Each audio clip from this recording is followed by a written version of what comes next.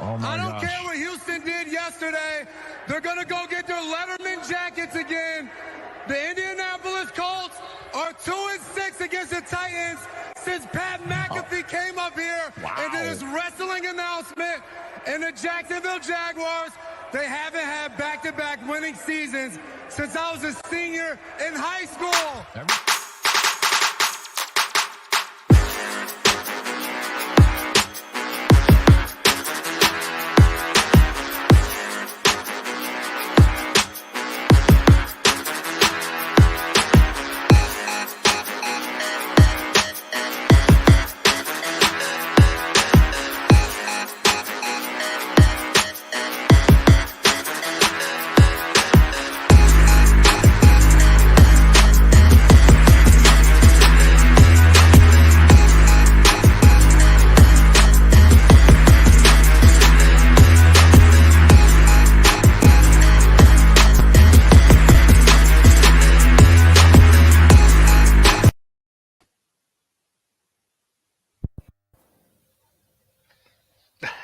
What's up, Titans fans? I guess we had a little bit of a hiccup there.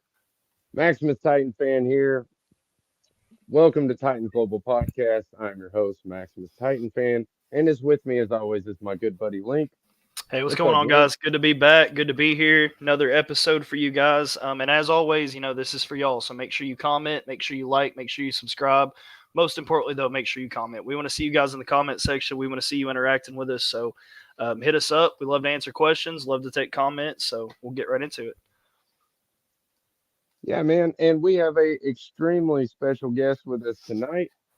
Some of y'all old schoolers might actually know him. This is Courtland Griffin. He is a NFL analyst. He is a writer for 3-Point Conversion, and he is the host of the Halftime Show. And he is all over social media. So if you don't know him, you need to start following him. He's the number one man when it comes to information on the Titans. What you know, what you say. What's up, Court? Oh man, it's glad to be back, man. I've of course, I still stick around, follow the show, and it's good to be back in the guest chair again, and get to give the Titans fans some much needed news. Definitely, in the time of year that this is, where NFL news kind of dies down, but there's still some interesting tidbits and some things that Titans fans should know about their team. Oh, absolutely. And because I haven't talked to you in so long, I just kind of want to catch up. What's up, Jill? I just kind of want to catch up on what's been going on lately. And obviously, the big thing on everybody's mind right now is draft picks. So I just want to get your overall feeling of how do you feel about the draft picks, man? I feel great. I mean, this is probably the most optimistic that I've been about a Titans draft class in a long time. I've been covering the Titans as a reporter now for 3 seasons. Of course, been a fan my entire life. So this is probably the first time since, the early 2000s where I can say the Titans had a true, outside of last year, of course, but this year for sure, a true game plan as to what the identity of this team, what they want the identity of this team to be, which we can talk about that because Brad Courtland had some interesting comments on this past Friday night about that. But it was interesting. Attack the trenches with the first 2 picks. The third pick, you get the green dot linebacker that you've been looking for and yearning for on this roster. Honestly, I think that was a position that we really needed. I think we tried to do that with Rashaan Evans years ago. And, that didn't really quite pan out. You brought in Azeez Al-Shaair last year. He moved on to Candy Blue Pastures, I should. And so now you get Cedric Gray in here. Jaquan Jackson, I think, was a huge pickup. I think that was a pickup that is going to surprise a lot of people when you watch his tape because he's not just a speed demon, but I'm pretty sure we'll break down all of these picks one by one. Jarvis Brownlee is a dog. He is an interesting pick to say the least because you have a guy like Roger McCreary on the roster, but in a league that's a passing league, he's going to be a pivotal part in a lot of things that his team wants to do. And then, I mean, of course, the last 2 picks, the guys that, no one really talks about, right? But all of these picks, I think, have a role on this team. Every pick has a role on this team. Jalen Harrell is a guy that I think when you look at what he did at Michigan, if they can polish him up, he's a damn good pass rusher. If you tell me, like, if you say, like, okay, I have 11 players, where was Jalen Harrell? I would say he's probably the 9th best player on that defense, which says a lot because a lot of those guys are going to get drafted next year. They have about 2 first-round picks on that team. They have one surefire top 5 pick on that team now, but definitely 2 first-round picks or first-round talents on that defense. And if you look at that defense last year, I mean, Chris Jenkins, and all of those guys, Mike Sanders still, most of those guys got drafted, right? Barrett got drafted as well to Carolina. So you look at that team, it's not a lot of guys that didn't get drafted and didn't hear their name called from that Michigan squad. So that's a good pickup. But then Mike Williams, a guy who I think has a lot of, and a lot of Titans fans, this may be traumatizing. He has a lot of Telvin Smith in him, in my opinion. So, yeah, man, I'm excited about this draft class for sure. So let me ask, so you're sitting there on draft night, you're going through it, you see Joe Alt go, you see Malik Neighbors go. Was J.C. Latham, was he on your board at that point? If you're in the war room and you're going through picks and you're looking at your board, did you like the J.C. Latham pick right there where it was at? I mean, was that your next best option for you? So I had 2 guys ahead of him. Okay. And it was just because I felt like they were traditional left tackles. Okay. Olu Fashanu, I thought, was the best left tackle in this draft. Joe Alt was the best overall tackle in the draft, right? I think a lot of people felt, and he kind of jumped Olu late for me. Max can tell you, last year I talked about, Olu, and I was like, that guy's the number one. He would have been a top 5 pick last year. I thought he was better than Paris Johnson last year. But Olu had a lot of questions about his run blocking. Right, his ability to bend, ability to create leverage. But as far as being a stalwart when a guy's trying to pass rush against him, he did it very well. And then I had Troy Fautanu ahead of him as well. And the thing about Troy Fautanu was size, right? Like, is he a guard? Is he a tackle? Well, I thought he could, his movement skills at the combine, when you saw him move in person, was much better than I think a lot of guys, and of course, I think he fits more of a finesse scheme. And then I would have settled for Talisi Fuaga, just because who doesn't want a nasty giant of a man, right? To protect their blind side of the quarterback. But when you look at J.C. Latham, I had him rated as my 6th best tackle on the board. Okay. And it wasn't because he lacks talent. It wasn't because he isn't good because I thought this was a very deep tackle class. I thought there were a lot of first round talents that wouldn't see the first round because there's only 32 picks. Right. And everybody can't get a tackle, or at least I shouldn't say never. It's the draft. Anything could happen. But all 32 picks weren't going to be tackles, right? So, but when they picked them, initial shock was, J.C. Latham, why? Right. Exactly. And then I went to my hotel room, got back to the hotel room. I popped on my MacBook, and I got on YouTube, and I got on All 22, and I got some of the film studies that I did in the past on him, and I started looking, and I said, I see why. I see why he's the 2nd tackle taken off the board, and I'm going to give a possible ceiling of what this guy could be. Trent Williams. Yeah, that is what you could get out of this guy. Okay. Strong hands, easy bender, athletic freak. When he gets to the 2nd level, you can move him. He's a mover guy. Kick step is probably as textbook as you can get it. Like, I haven't seen a fundamental, like, if Bill Callahan did a clinic on how to kick step and anchor against speed rushers and power rushers, J.C. Latham's tape will be the first tape he shows. Wow. Okay. So I mean, a guy who's 6'6", 342 pounds just doesn't move. Right. That fat, like he shouldn't be able to move like that. But again, like, the athletic profile screams Trent Williams. The hands scream Laramie Tunsil. The personality just screams Tennessee. I mean, I don't think there's any other thing that you can say that why did they love this kid so much. it was the personality. I think his personality showed through. I don't think his tape was a problem. And I mean, also it helps to have Bill Callahan kind of pulling for you, spending an extra hour and a half with you at your pro day to get you drafted. So. Yep, completely agree. And that's kind of where I'm at with it. I feel like there's a lot of upside to it. I feel like it's a very high ceiling. And you pretty much took the words right out of my mouth. So, and I know me and Max kind of talked about it before, but yeah, I mean, the more I look at it, the less I dislike the pick. I do think there's a lot of upside there, and I don't see a lot of issues of him moving to the left. And remember too, I mean, we have not even really that arguably the best offensive line coaching staff in the league right now. So yeah. Well, Bill Callahan is the greatest offensive line coach of all time. Yep. If you look at everywhere he's been, right? If you look at every offensive line he's ever coached, they all either go from middle of the pack, and then his second year there, they're top 5, top 10. They never fly far from that, like straight far from that top 10, top 5 ranking. So he evidently, I know there's a lack of moves, post-draft or pre-draft, free agency. But if you look at the guys that they brought in, I mean, athletic, heavy, mean, strong hands.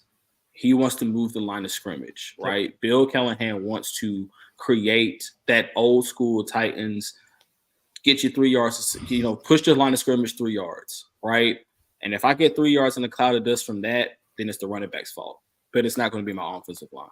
And I like that. And like I said, the first question that I asked J.C. Latham when he was drafted, he hits the podium. I asked him, I said, what's going to be like being coached by one of the greatest, if not the greatest offensive line coach of all time? He said, man, it's going to be amazing. A 30-minute, visit turned into a 2-hour long chat about techniques and how to break down this and what I saw on tape and what he sees and what my possibilities could be. So this is a guy who's also willing to learn. And I think that was a big thing as well, is having a guy who's willing to learn. And I'll say this too. If he doesn't work out at left tackle, you've got one of the best right tackles in all of the NFL already. Yep. So definitely, like, there's upside for this guy and upside for this pick. And like I said, man, like, you can tell that this was a game plan pick. This is a future pick. We're building around Will Levis. We're building around the quarterback that we drafted, and we really like this kid, and we need to protect him because we need him to be around for a long time. Absolutely. Yeah, here's where I go with it. Well, last week we talked. Link posed the question of, if Alt was still on the board, would J.C. Latham, would he have been the pick all along? And I said yes, because I felt like after Bill Callahan's statement, if he was the best tackle in the draft, he was his favorite tackle in the draft. And if the best offensive lineman coach in the NFL says it's the best guy, then that's the best guy. But Next Gen Stats, I found this after the show. Next Gen Stats had 2 tackles rated at an 87. One was J.C. Latham and one was Joe Alt. So in their eyes, they were at least equal. So yeah, I still think that answer is yes. I think even with Joe Alt on the board, they still would have went J.C. Latham. I think they would have shocked everybody and took Latham instead of Alt. And on Friday night, like I said, there's a lot of quotes from Friday night. If you follow me on Twitter, I've been posting them periodically.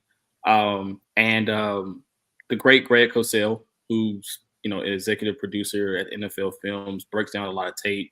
A guy that, for all of the things that I look at on tape, I've studied how he studies tape, which has helped me become a very good draft analyst, if I do say so myself, not to toot my own horn. But just listening to him, he said that J.C. Latham was his top tackle the entire draft process. And when he broke it down, like he said, easy, all the things that I had on my notes, he said, easy mover, easy bender, right? And not waist bender, but like knee bender, plays with leverage, rarely loses a one-on-one battle, right? Washes guys out of plays. So like I said, man, it's going to be fun to watch the maturation of this kid, see how he, takes to Nashville, which I don't think is going to be a problem for him, but also see what Bill Callahan gets out of him. Because like you said, if Joe Alt is on the board, And Bill Callahan sees something on tape and says, yeah, that guy's great, right, on tape. He was great in college, but this kid right here has what it takes. And also, I want to say this too for all the Titans fans that are I should say, speculation is not the word that I'm looking for here, but weary about the J.C. Latham pick because he's a right tackle. I've heard that so many times. Oh, he was a right tackle, Alabama. Why would you pick a right tackle to play left tackle? The one thing that Nick Saban does better than anybody is prepare guys for the NFL. Cornerbacks play right and left side and slot. Safeties play in the box and back end, right? All of his safeties play free safety, center field safety, right, and box safety. All of his linebackers play pass rusher and off-ball linebacker, right? They do that in practice. They do a very good job at creating game time reps, game speed reps in practice. All of their tackles get cross-trained, either right and left side.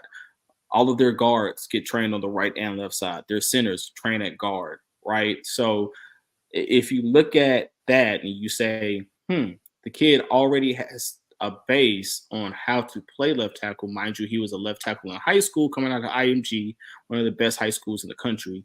And the only reason that he played the right tackle spot is because the guy who's already in the NFL, in Evan Neal, played the left side. And he said, I'm not better than Evan Neal. I'm going to play the spot and that gets me on the field quicker. So, I mean, this is a guy who's been at left tackle his entire life. He had to learn how to play right tackle in one of the hardest conferences, if not the hardest conference in college football in the SEC. And so if you think that he can't turn around and say, I get to go back to my natural spot of left tackle and play it at the highest level possible, and possibly it is the hardest level of football that you can get to in the NFL. I think you need to go do your research. Yeah, he's got a giant chip on his shoulder. That's another thing I really love about him is I think he is eager to show people how good he is. But on to the real quick, we'll just dust over the other picks. Right. I really wasn't happy with the Devondre Sweat pick until I, really sat down, like you said, thought about it, had a night to sleep on it, woke up and was like, yeah, okay, I can see why this is going to be real nasty. And Cedric Gray, obviously my favorite pick of the draft. I said it last week. Huge value, really smart, great coverage linebacker. In my opinion, exactly what we needed.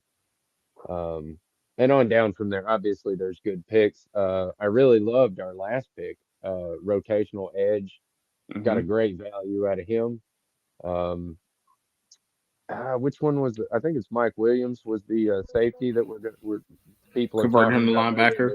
Yep. Yeah. So I could see, that maybe put a little bit of poundage on him, and yeah, absolutely, he could be a very good. He's a little slow to be a safety, so I understand why people are saying linebacker, but 4.65 isn't terribly slow. He's not slow. He's just a long strider, which is, for a guy who's 6'5", you're not expecting him to be the most fleet-footed human being. If he was fast, like Vince Young running down the field. Yeah, like now, if he was like a 4.4, 4.3 guy, you're talking about just off the sheer measurables alone, you're talking about a guy who's a top 20 pick just off the potential. So I don't think that's, but he's a linebacker, and for a guy, if you want to look, I think he's at his peak, he can be a better Otis Reese, who also is a guy that I like on this roster as well. Yeah, I do. I love Otis Reese, man. I really think, thought he had a good chance at getting a decent role in this defense, but not after we drafted Cedric Gray. That ended that for me because I was like, well, there it is. There's our probably our starting middle linebacker. But yeah, any other UFDAs that we've signed, or I think today we signed Davidson. Pretty good pickup. There was one more draft pick I wanted to ask you about before we get to the undrafteds. The one that really excited me, the Jaquan Jackson from Tulane. Feel like this guy, I want to touch on him because this may be my favorite draft pick that we made just for the value that they got. When you talk about explosiveness, when you talk about X factor, when you talk about a guy that can come in and really surprise people, just wanted to get your opinion on Jaquan Jackson and see what you think he could be moving forward for not even the next 2 or 3 years, but even for this year. If I had to talk about Jaquan Jackson as a draft pick, he was a guy that I felt like he was puzzling, right? Because he's listed at 5'11", right? He's probably actually closer, kind of like Jamari Thrash, right? Jamari Thrash, I stood in front of him at the ACC championship game, and I'm 5'11". I was like, there's no way this guy's 6'1", right? So Jaquan Jackson is kind of similar to that, right? You see him and you're like, there's no way that guy's 5'11". No way that guy's 5'11". And so like you look at him and he's very slightly built, right? Kind of a wiry frame. But then you see him in biker shorts and you're like, oh, you know, pause. Didn't know your thighs were that big, right? He's very stoutly built, right, on the lower half of his body, kind of like a Donnie Mitchell, right? Donnie Mitchell, you see him. Right. He's a very slender up top guy, very, trunk, like a heavy trunk at the bottom guy. So Jaquan is like that. But I want to give you guys some stats just to kind of justify this pick. Everyone's going to talk about the Malik Washington pick and why. Well, Malik Washington had less than 5% of his passes or receptions go for a touchdown last year. This kid, Jaquan Jackson, had a staggering 15.6% of his receptions go for touchdowns last year at Tulane in 2024. If you up that, it's more impressive. Over the span of his career, he only dropped 0.1%. 15.5% of his receptions went for a touchdown. That's 1 out of every 5. If you want to round up, that's out 1 out of every 5 receptions is a touchdown from this kid. If I get 6 receptions from this guy, at least one of them are going to be a touchdown. That's a pretty good odd. If you get this guy on the field, and then on top of that, he adds, the threat of being a return man, which with the new return rules, you need fleet-footed guys that can find a hole. So. Like you said, the value was there. I think they needed a wide receiver. I think they couldn't wait this year, and I think they got the guy that they wanted. I don't think they settled for just the name. And if you look at all of these picks, the Titans did not settle for names, which is what I think we would have done in the past, right? And we've done that in the past. You go get the big name, right? Oh, it's this guy. He was a 5-star recruit out of high school, and he was an AP All-American, and he was this, and he played at this particular school, and then he gets to the league and he fizzles out. Well, these guys did homework, and I can give you advanced stats on all of these guys. I can give you advanced stats on all of these guys, and you would say, wow, like, where did the Titans miss? They didn't. Right. Yep. And that's kind of, and you kind of touched on it earlier. I feel like this draft, when you look at it as a whole, you're building a culture. You're building for the future. You're building around your guy and Will Levis. This draft to me feels like they're going in the right direction. And I feel like we're going to see something in the next couple of years that you haven't seen here in Tennessee in a long time. It feels like they're modernizing. They're getting the right guys in there who are going to do the right stuff, and they're getting an identity together. And I feel like Tennessee's been missing an identity for the last 3 or 4 years. So this draft to me, the more I look at it on draft night, I was upset. But the more I look at it, the more I dive into it, the more I see who these guys are and what they're about. They got guys in here that love football. They got guys that want to play. They want to get on the field. And they got guys who going forward, I feel like are going to be a huge impact going down the road. I mean, like you said, the culture is now going to be, and I'm just going to let this one fly. Sorry for all the children viewers out there. Cover your ears, kids. Rand Carthon on Friday said, he was asked, what does it mean to be a Titan? And what was the culture that they were trying to set? In the past, it's been just mentality stuff, right? Like, oh, we want to play hard. We want to play physical. We want the people to remember that they played the Titans. Well, none of that says winning games. It just says, we want you to remember us. Well, this is not a movie, and no one cares about that movie anymore, right? So we're moving on, like you said, modernizing, trying to get into the modern day of the NFL. Well, you still have to play nasty. You still have to have an identity.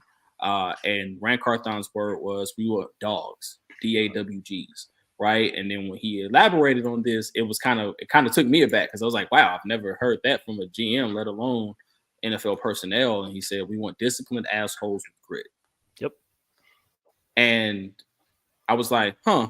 And then I looked at all these picks and I was like, okay, yeah, that guy fits that. JC Latham fits that description. T'Vondre Sweat is that description. Like, there's a picture of him next to that, that anagram. Cedric Gray fits that description.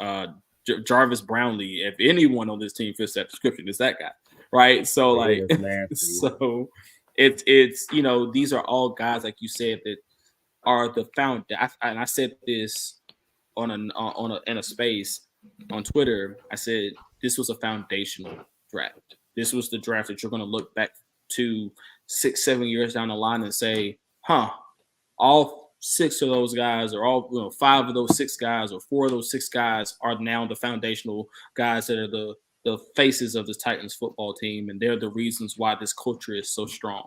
And like I said, it's amazing, the value that they came out of this draft with. Yeah, I agree. And since we were talking about Jackson, I see his biggest impact this year on special teams. And since we're talking about special teams, that was a terrible segue. But my point is what do you think about the new kickoff rule, man? Because I personally love it. I've been saying this since last season when the XFL first showed it. I was like, this is exactly what the NFL's asking for. They're asking for athletes to not get hurt and still keep excitement in the game. It's perfect. I don't know why they didn't think about this, or maybe they did think about it and they were just trying it out on the XFL. That's what the XFL is there for.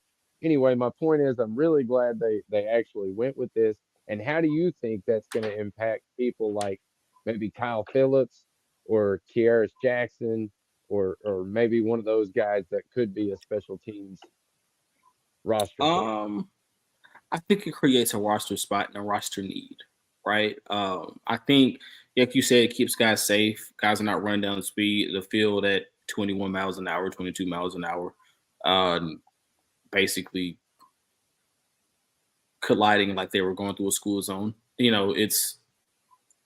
It's safe, right? You're probably, I think they're like 4 yards or 5 yards away from each other, like on the initial kickoff.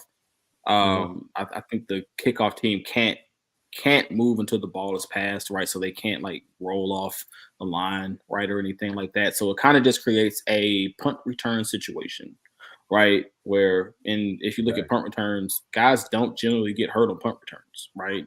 Of course, freak injuries happen. Some injury is going to happen, right? The stuff that you can't control, but it is. I mean, I think this is going to be fun. Like you said, like I said, it creates a roster spot, right? Guys like Jaquan Jackson, who maybe could be solid wide receivers at the NFL level, right? Now get to kind of stick around a roster and now show, hey, I'm a return guy, so I have value. You can't get rid of me because I fit what you need, right? Like you need a guy who can get this kickoff and take it, 60, 70 yards, 80 yards for a touchdown, right? But also, hey, I can do a lot more. And it kind of reminds me of guys back in the day like Dante Hall, Steve Smith Sr., Derek Mason, who, if you didn't know, if you're not, if you've just become a Titans fan, he was a return specialist before he became one of the greatest receivers we've ever seen wear a Titans uniform. Kevin Dyson, same thing, right? Return specialist, and they became one of the better, wide receivers we had. So this now creates a roster spot for a guy who maybe doesn't make the roster in a traditional sense. He now makes this roster and gets a chance to show a coaching staff that is very much so, like Link said, into the modern NFL, wide receiver, pass happy, quarterback first NFL. Now you can never have too many targets. You can never have too much speed. So now this guy gets to show that, and then he gets to show in practice, hey, I can run routes, I can catch the ball, and I can create mismatches on the field. Use me that way as well, right? And so now 2 years down the line, hey, next year I can draft another speed guy to take your spot, and you now become my slot receiver or my outside receiver or my Z receiver, right? And you get to be a productive member of the Tennessee Titans, and I get another guy to kind of shovel in and shoot horn in and take that return man spot. So I definitely like this kick return spot as a guy who was a kick returner at one point in time. I wish we had this around because it sucks when you're up and you're looking at the ball and you're trying to find it in the lights and you finally locate it and it hits your chest and you look down and there's a guy in a different color uniform 2 yards away from me. You're like, either I got to make this guy miss or I'm going to be in some pain. So this is going to be this is going to be interesting to see how some of these guys capitalize on this opportunity because that's what it is. It's a great opportunity for some guys who probably, like I said, wouldn't make the roster otherwise. Yeah, I agree, man. And I hate to give the Steelers any credit because I really don't like the Steelers. It's an old thing, but um, yeah, the day after this rule was announced, they signed Cordell Patterson. I mean, just like that, they were like, "Oh, returns are a thing. Let me get one of the best return men in the NFL currently." Right. And they did. So I mean, hats off, dude. They were smart. They saw ahead a little bit. Maybe they were waiting on that move to happen so that they, I don't know. But Yeah. either way, like I said, hate to give them credit, but I gotta give them credit there. Well, they're also going through an offensive renaissance up there too. So I mean, it's the teams I think the teams, and I know this is a Titans podcast, but the teams that you're seeing that are going through that kind of NFL modernization, these old school smash mouth teams, right? The Pittsburgh Steelers, Tennessee Titans, the Baltimore Ravens. Who knows if they'll ever catch up and catch on? But they tried last year, and so it's slowly taking shape for them. But you get guys like Brian Callahan, right? You get guys that have been at the forefront of some of the most modernized offenses. If you look at his time in Minnesota, you look at his time in Denver, you look at his time in Cincinnati, those were all some of the most modernized offenses that this league has seen. And they were pushing the envelope on, whoa, why are they passing the ball so much? This is a run-first league. They barely use running backs. Why would a running back want to go play for those teams? It's because they saw, hey, this is where the league is going. These guys are Shanahanites, right? They pass first, throw the ball down the field, get scheme guys open, create mismatches, use height and speed in a combination, use the tight end in a combination with outside guys to create space, use the running back in different ways to create mismatches on defenses. And so, like I said, with the Tennessee Titans, I think what you're going to see is a team unlike anything you've seen before. It's going to be one of those things where it's like, is this the Tennessee Titans? It's going to be met with some mixed reviews, right? Because it's going to be like, why are we passing the ball so much? Jeez, like we used to be men, right? Like it's going to be that, right? It's going to be oh man, we used to chug beers and our guys used to be nasty. And some of these games are going to Maybe be one with until they ran 30 points on somebody, and then they'll be like, "Oh, hey, I like that." Right. It takes that one game where, I'll give you a prime example. It takes one game where it looks like the Chargers game last year, where, whoa, wait, where did that come from? Right? Oh, this is a vertical passing game, and then notice with the Tennessee Titans, like you never saw that again until Miami, and then you see it in Miami, you're like, oh, okay, we got something here with this kid Levis, or you see it with the Atlanta game, you're like, oh, hey, I want some more of that. Well, this coaching staff is not going to just say, hey, and I know this stings a little bit. I think it also helps that you don't have Derrick Henry on the roster anymore. Absolutely. Because you can't lean on the but and it hurts me too because I love Derrick and I'm a smash mouth guy. Like I've been a Titans fan since I was 6 years old, and that's all I knew.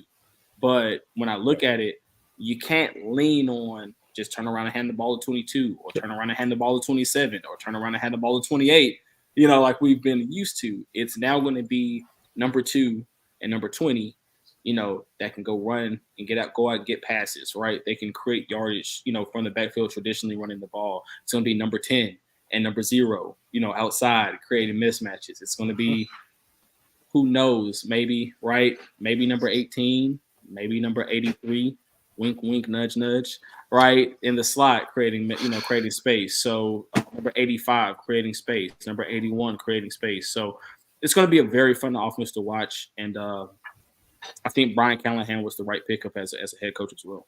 Absolutely. So you mentioned, and I can't let it go. You mentioned a number 83. So just to kind of touch on it, obviously, I think that's their guy right now. Obviously, we're talking about Tyler Boyd. I feel like that's their guy. That's who they're going for. Do you think that they knew that going into the draft, that, hey, we're going to get through this draft and that's a guy we're really going to push for? Do you think that affected the draft picks at all with who was there at receivers?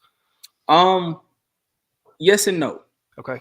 The reason I say yes is because, if you look at how they were last year, Rand Carthon Rand Carthon this year and Rand Carthon last year. The only thing that's changed is the guy he's working with. And take that. Not going to go any further, but take that for what it's worth, right? The guy he's working with, I think they trust their coaching, and I think for a long time we have not been able to trust the coaching, right? Development has been to say the least, it's been a slow burn, right? We get guys on the roster and it's 3 years and it's 4 years, and we're like, well, when is he going to break out? And then he goes to a different team, and you're like, why did he break out? Because they taught him something, right? They're not just saying, oh, you were fast in college and you ran vertical routes, so let's bring you here and run vertical routes. Like, you got to do more. And I think Brian Callahan, like you said, he values guys that puts the ball in the end zone, but he also kind of changed his tune and was like, hey, but you can't put the ball in the end zone if you don't have the trenches. Exactly. And so I think coming into this draft class, I think and this is just me, I think if Malik Neighbors was there at 8, I think they pick him. Yep. If Marvin Harrison Jr. is there at 8, I think they pick him. Or 7, I think they pick him. Right. But I think they understood that, hey, those two guys are off the board. Joe Alt is off the board. We need a tackle. Let's pick J.C. Latham. Okay, second round rolls around. You've got a ton of guys, right? Jalen Polk comes off the board, and you're like, oh, okay, well, there's one guy.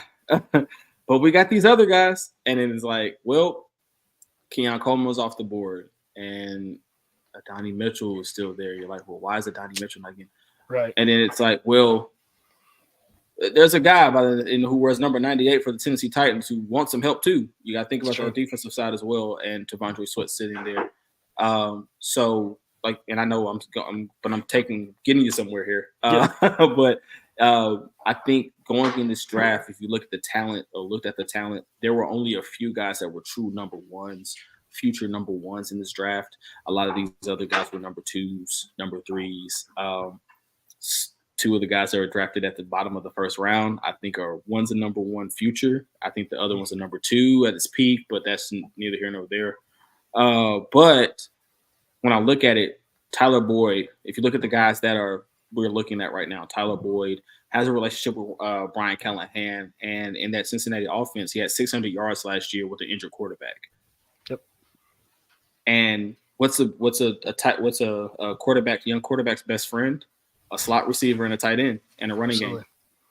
And you're going to have that. You're going to have a running game. You have 2 tight ends that are young and can do a lot. And then you just need that slot receiver that's reliable. And I think Tyler Boyd fits that. But then there's another guy. Coaches use wide receivers and think we keep 8. What do you guys think? That's not happening. No team in the NFL is keeping 8 wide receivers, buddy. I'm sorry. And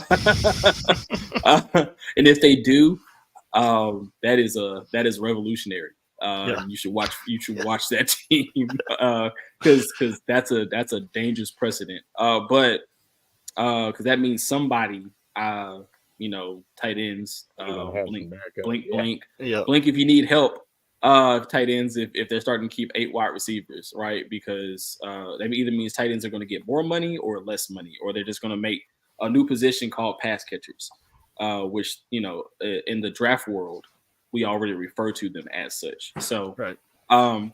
But another guy that we're looking at, I'm pretty sure you all got the notifications earlier today, is I just drew a blank. Zay Jones out of Jacksonville, which Nick Holz, our new offensive coordinator, or I should say offensive assistant, he just wears offensive coordinator title, has a relationship with as well. He had a very productive couple of seasons in Jacksonville. So when you're looking at those 2 guys, if you're saying which one of those 2 guys lands on my roster and what's their impact, I think you're happy with either one, right? Either one as a wide receiver 3 helps you out, because now I can put Tyler Boyd outside or inside, and I can put either Calvin Johnson on the slot corner, which is a light work for him, right? Or I can put DeAndre Hopkins in the slot, which is not fair to any slot receiver. I don't care who you are, right? And then I also can just come out and just run base alignment, right? And have Tyler Boyd as a slot receiver, which he's one of the best in the league at. So I don't think it influenced the draft, but I think like last year when we didn't pick a wide receiver last year, and people were like, "Oh, Colton Dowell, like why? Oh man, like 7th round, that guy's not going to make the roster." Well, he made the roster. And I mean, he was a special teams ace for us, and that's fine. But then you signed DeAndre Hopkins, and all things are remedied. Well, you picked Jaquan Jackson this year, which if you get Tyler Boyd, like I said, not only do they trust their coaches, but they also trust the veteran leadership that they have at certain positions. And if you get Tyler Boyd in there, I need you guys to go look at Tyler Boyd and go look at Jaquan Jackson and tell me you don't see some like similarities between the two, and that they can learn. He can learn from that guy, and maybe end up being a solid receiver for this Titans team for years to come. Absolutely. And that's what I look at when I see Tyler Boyd, because you look at a guy, I mean, his yards have declined since 2019.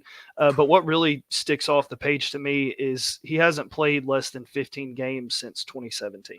And that to me is huge. Having a guy that can be on the field that somebody can learn from, just that consistency is something that I feel like we've been missing at that receiver position. Now, of course, DeAndre Hopkins has worked out great, but up until then. But if you get DeAndre Hopkins, Calvin Ridley, and then a guy like Tyler Boyd, I think you have arguably maybe the best receiving core in the AFC South. And that speaks volumes to me, just being able to give Will Levis those targets and those weapons with an offensive line that you've now built up, that's already significantly better than last year. So I love that direction that they're headed. And yeah, having a guy like that just to add to his tool belt, I feel like that's exactly what they need to do before this is all said and done. And like you said, best wide receiving core in the AFC South, I would have to see them put it on the field. I still think that's owned by Houston right now. Okay. I think Nico Collins and that group down there, Tank Dell's going to come back healthy. We still don't know who their wide receiver 3 is going to be quite yet, but, things could happen. They have a very good tight end in Dalton Schultz down there. So, like, the Titans would be competing. We're already kind of competing with that right now. Like, I mean, you've got two top-notch route runners who can get open. And DeAndre Hopkins showed you anything. If he showed you anything last year, he showed you it doesn't matter that I'm 32 years old. I can still go out there and get it done. Absolutely. Throw me the ball. I'm going to go get it. And I think Will Levis is going to take a leap, and I think they're putting everything in place for Will Levis to take that leap. And I mean, like I said, Rand Carthon had some pretty glowing reviews about that guy on the Friday, and I was already hype about him. I already thought he was going to take a step forward, but hearing Rand say it just kind of made you feel like, yeah, that's what influenced the draft. Was we're building around number 8. So let me ask you this, and it's something that I haven't really talked about much this offseason, and just to run through it real quick, just because we're talking about these pass catchers, we're talking about these receivers. Where do you see Okonkwo? Do you see him kind of breaking out this year and finding a spot and being able to kind of fit right into this scheme that they're moving toward? And I know he's a guy that we haven't talked a lot about since the season ended, but just with what they're bringing in and the identity that they're moving towards, do you see him kind of finding his legs this year and making an impact? Breakout, probably not. I don't think, and I guess it depends on what you call a breakout, right? Do I think he's going to be a high yardage tight end? He could be. He has the ability. Do I think he's going to figure it out and become that guy who's just a reliable tight end? Yes. Okay. I think Josh Wiley is the guy that you're looking at right now that's going to be that quote unquote breakout guy. Okay. And the reason I say that is because Chig kind of fit the old ways, right? Physical, fast, tough, can get it done guy, right? Kind of a Delaney Walker light. And then yeah, screw. No, I'm saying. Shout out to my guy Buck. I'm leaving that comment up until the end of the show. Shout out to my guy Buck Rising. Shout out to my guy Buck Rising over at A to Z and 104.5. Yeah, they all do a good job, man. Yeah, he's a good guy, man. But yeah, you keep tuning in. Oh yeah, keep watching this. You'll want to hear me more than you hear Buck. But I think Josh Wiley fits more of what Brian Callahan wants to do. Okay. Tall, fast, can get it done, can go get the ball. You can put him in the slot. You can put him outside the numbers, and he can go get it. He's a very interesting guy, to say the least, and he looks motivated. Like him and Chick both look motivated, but Josh looks motivated, and he put on some size too. So it's going to be some excitement and some fireworks for that guy. Because if you look at him last year, Josh Wiley started to catch on, then he got hurt. And Mike, it seemed like last year, and this is just me, the last 3 years, it seems like the coaching staff, the previous regime, it seemed like when guys got hurt, they just kind of moved away from him. Yep. Like, he's hurt, so we don't really need him anymore. We're just going to trudge forward with the guys we, and keep on chugging with the guys we have. Like Kiaris Jackson, he goes to injury reserve, he's healthy, and then like you don't see him again, and our special teams took a dip. So hopefully, hopefully that changes. But like you said, I would keep an eye on Chig. I would say like watch what he does because it's going to be interesting. He's going to have some big plays this year because of what we have outside. Absolutely. And he's going to have an opportunity to kind of, I think, build on what we saw in his rookie season. Okay. All right. So real quick, what would you give Rand Carthon a grade for this offseason? The entire offseason? The grade in offseason. The entire thing. Free agents? Free agency, I'm going to go A-. And the only reason I give it an A- is because I felt like there were some linebackers that we could have competed for that we didn't. But that's, neither here nor there. The draft, I gave it a B+. And it's literally only because there was only one boomer bust pick in that entire draft, right? And that was Jaquan Jackson, right? I feel like that was the boom or bust pick. That's the guy who's either going to be a great wide receiver or a really good return man, right? But and so I gave it a B+. And then I think just the overall morale of the team, changing culture of the team, I give that an A+. So cumulatively, I give it an A, right? I think he aced it. I don't think you could have had a better offseason. If you look at where we were last year to where we were this year, right? Last year you walked in and you only had $7.5 million or something crazy like that to spend. And what he was able to do and go get some of the guys he was able to go get and open up some of the cap space he was able to go open up. And yes, that took some trading of some guys that were near and dear to us as Titans fans and reporters. But you see what he brings in this year, right? With the money. And I'm talking about Munyons in hand.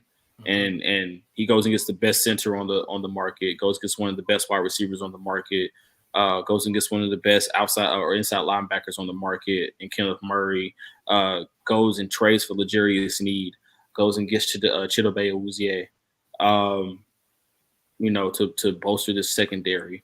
Still waiting on the Justin Simmons signing. Wink, wink, nudge, nudge. Rand, but or Quandre Diggs. I'll take either one. But that's not a nugget, guys. That's just me in my head canon. But hopefully, we can sign a veteran safety to get some safety help back there. And then like and like you said, just the prospective moves. It's bringing in Zay Jones, bringing in Tyler Boyd. These are guys that probably the last 4 or 5 years we would never bring in for visits, and we're showing a difference in what we're targeting and how we're targeting them. And Rand he's not afraid to open up the pocketbook. He is not John Robinson, guys. Right. He is willing to throw money at the wall and hope it sticks. Yep. And if it doesn't stick, he will take a tack and stick it to the wall. Like he doesn't care. Like if I got to sprinkle a little bit on top to get you to come play in two-tone blue, that's what I'll do. And that's his mentality. He wants to build a winner. Brian Callahan wants to build a winner. He does not want to be a guy who loses his job in 2 or 3 years. He wants to stick around. So I think that this offseason, like I said, is just an A all around for his second offseason. I thought last year he did a hell of a job for a first-time GM. And then this year, if you don't think that Rand Carthon, if you didn't think that Rand Carthon was the right pick last year, right, this year should have showed you like we've got one of the best in the business. Yep. And he's building a monster. And this is not a win now situation. This is the Titans are going to be contenders for years to come situation. And so I'm excited. Absolutely. And I know, and I'm going to ask one more question on it. And I know we've thrown everything in the kitchen sink at you. It's just when you got somebody this knowledgeable, I got to do it. I enjoy it, man. Heck yeah. So when you got this, when you look at who he's brought in, when you look at the culture they're setting, what do you see as the glaring need that's left on this team? Is there one spot or one position you can look at and say, that's where we got to get better before we're ready to go compete for a Super Bowl? I just think, honestly, I think wide receiver is still the top-notch need, right? Okay. I think safety is still it's going to be a need going forward, and it's simply because Amani Hooker is entering that kind of KB stage of his career, right? Yep. Year 7 or 8 has been highly productive, but the athleticism is starting to wane. The injuries are starting to pile up. The age is going to get there, and he's also one of the highest-paid safeties in the game, and it just kind of makes you wonder how long does he stick around. Okay. But if safety is the biggest, like safety too, I would say wide receiver because you can never have too many. Right. And then safety, and then I would say edge rusher, premier, like truly, like, and I'm saying Harold Landry. I think Harold Landry is premier, but I think that guy who's that game record, that put him out there, and he single-handedly just kind of wrecks games. That guy. We've got that guy in the middle. We need that guy on the outside. And if you look at the team that won the Super Bowl last year, they had that, right? Absolutely. You had a Chris Jones, and then you had a George Karlaftis, who I know people are going to say, hey, that guy's not a game record. Go look at him last year and tell me he's not a game record. Absolutely. And so, that secondary, we got one of those guys. We pilfered one of those guys in number 38 from them. But, and there's multiple ways to skin a cat. Of course, but I think edge rusher, tight, wide receiver, and safety would be our biggest 3 needs. Wide receiver being like put a star next to that one because this is a pass first league, and you've got to have wide receivers that can go get it. Yep, absolutely. Which all right, fellas. That's why I'm looking at Luther Burden next year. You're always looking too far ahead, man. I mean, that's good that you're looking what you gotta, ahead. Yep. I got to prepare, man. Yeah, you draft guys, man. I was talking about that last week. I don't know how y'all do, the week before, actually. But still, I don't know how y'all do this. You do a 300-man big board, and that's what I'm saying. That's how you figure it out. You do 300 men, and then 250 of those guys get picked, and then you move those other – move the rest of them to the top and push. So you just keep it going. I don't have a whiteboard right now, but and I'm pretty sure my wife would never let me have one. But if I did, it would look like pandemonium because I'm still sifting to try to get my top 50 right now. So, heck yeah, right on, man. Well, basically, closing statements for the evening. I'm gonna go ahead and start. You talked earlier about our identity. A lot of people say that we didn't have an identity. I've heard that a lot. I think we did have an identity. It was a run first, keep the score close. We might win in the end. That was our identity. The problem with that is you get guys like the Cincinnati Bengals or Kansas City Chiefs that come in there and have that one explosive play. That's all it takes. All you got to do is hang in the game and just get one explosive play on the Titans and boom, you win. That's how it's been for as long as I can remember. Very long time, which is sad. But now we have a completely different outlook. And like he said, Brandon Brown here said it great. Everyone thought, even me, I even thought this was a rebuild, maybe a 2-year, maybe even a 3-year rebuild before we're actually competitive again. And no, man, Rand Carthon said, nah, scratch that, watch this. And basically told everybody to hold his beer while he went out and got, like you said, Awuzie, Sneed. I would have never thought Awuzie and Sneed at the same time. You know what I mean? Now that we got Roger McCreary, I mean, we went from maybe worst to first in the division, which is to me excellent, excellent. And another thing that really excites me about this offense, everybody can catch the ball. There's not just a blocker. Nobody is just a blocker. The tight ends both can catch the ball well.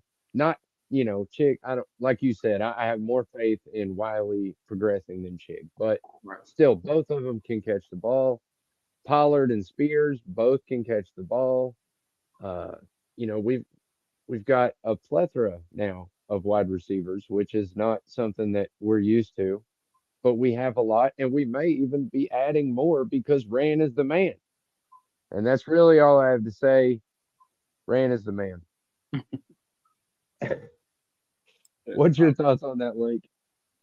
Yeah, I wholeheartedly agree. I feel like everything start to finish this offseason has been, like we said, just building for the future, building the right culture. I mean, everything from the coaching hires to the staff hires to the draft to free agency, even going into undrafted free agency. I mean, guys like Jabari Small. I mean, I feel like these are guys that are going to make an impact. They're going to make an impact quick, and they're going to surprise a lot of people. So yeah, for me, I feel like Rand's done a great job. I wasn't a huge fan of the draft last year, but here we sit, and everybody's worshiping the ground Will Levis walks on. So there's a different level to it, and I feel like guys like Rand Carthon, he just has a knack for finding the right dudes. He has a knack for finding the dudes that are come in, they're going to make an impact quick, and they want to play football, and that's the biggest thing that I feel like we've missed over the last few years is you get guys in here, and I don't. Like Isaiah Wilson. I mean, you draft these guys, you put a lot of faith in these guys, you put hope in these guys, and then, like we talked about, they just fizzle out. And I feel like these last two drafts and these last two free agency pickups, these aren't guys that are going to fizzle out. These are guys that I feel like we're going to see here a long time. We're going to see them make plays, and I'm just super excited to see where this year takes us. And I still think, I want to see the Titans win. I want to see us win a Super Bowl, but I would rather see us win multiple Super Bowls over the next few years than go win one Super Bowl this year. And I feel like we're still a couple years away from that. I feel like there's still some pieces to fill, but expect this team to compete and expect them to go out and play hard. And that's the biggest thing for me. Yep. I guess my closing remarks is going to be a simple quote from Rand Carthon about our now quarterback, our starting quarterback going into his second year in the NFL. He said, "If you know Will is a machine, and when talking about his work ethic, that's just basically his work ethic. Like, this guy's a machine. And if you've seen that guy, I mean, body type wise, I mean, he is. Yeah, but I mean, up here, he has it. And then he said when he was asked about last season, he said he gave us hope. Now, like, I know that sounds like, oh man, like, well, it didn't take much to give the Titans hope last year, but like this is a guy who, if you look at his first start in the NFL, that Atlanta game with those 4 touchdowns, he goes out there and it's like, oh man, that guy's got something, right? He's got that spark, that it factor. And then you go into the very next week against one of the most stingy defenses in the NFL that last year in the Pittsburgh Steelers, and if Todd Downing, or not Tom Down, sorry, I had a trauma scare there. Oh, Jesus. But Tim Kelly, if you look at if Tim Kelly doesn't call 4 Burks 3 times in a row from the 20-yard line, we'll probably, and admittedly so, Mike Vrabel said it. We took the ball. We should have never took the ball out of his hands, right? We possibly win that game, and then he beats Miami in a thriller on Thursday Night Football. Then he comes out, and not only does he stick it to the Jaguars, but I mean, he had a hell of a game against the Jaguars to win that game, to keep them out of the playoffs. That did give the Titans hope, right? And it did give us I think an outlook as to who this guy is. And I mean, there's a reason why Tom Brady loves this kid, right? He said he saw a lot of himself in there. So for those that are that are skeptical of Will Levis, don't be. Give him time. Give him a chance. For the first time in a long time, we have a quarterback, not a guy who just takes snaps, not a guy who just throws the ball, but an actual quarterback, a guy who is in the building. He's contacting guys. He's taking them out to go throw. He's talked to from what I've understood, he's talked to every draft pick, defensive or offensive. He's introduced himself as, hey, I'm Will Levis. I'm going to be your starting quarterback next year. Like, get to know me, right? Like he's a guy who loves every guy on that roster from top to bottom, every staff member. They say he's a great guy that, around the building. His teammates love him. So yeah, man. Those are my closing remarks, man.